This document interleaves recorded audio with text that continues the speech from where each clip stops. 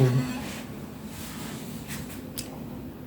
everyone, good evening. This is Ajay Verma and you're watching SL Riger. Now let's have a new topic. The topic is Bengal की खाड़ी। तो दोस्तों जानते हैं बंगाल की खाड़ी को बंगाल की खाड़ी क्यों कहते हैं, उसे जानते हैं। सबसे पहले तो देखिए बंगाल की खाड़ी को इंग्लिश में क्या बोलते हैं।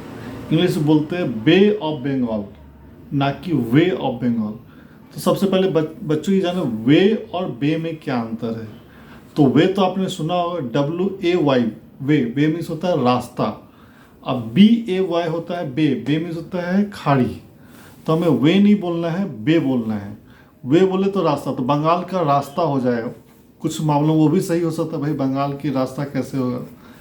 ये बात है तब की जब जगह को किसी को पता नहीं था और नाम रखा जा रहा था।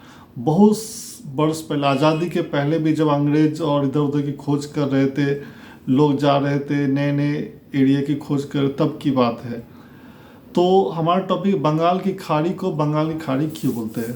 तो खाड़ी उस जगह को बोला जाता है जो एरिया समुद्र का तीन तरफ लैंड से घिरा हो। वैसा समुद्र जो तीन तरफ लैंड से घिरा हो उसे खाड़ी बोलते हैं।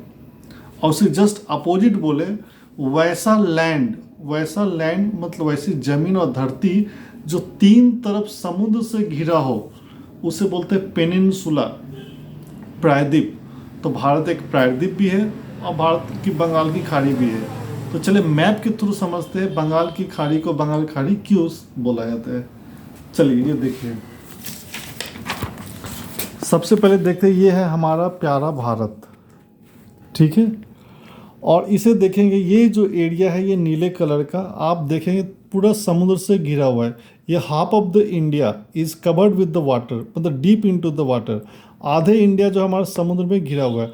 ये तीन तरफ लैंड से घिरा, समुद्र से घिरा हुआ है। देखेंगे इस साइड में है बे ऑफ बंगाल, नीचे है इंडियन ओशन और इधर है अरेबियन सी। तो ये तीन साइड हो गया जो समुद्र से घिरा हुआ।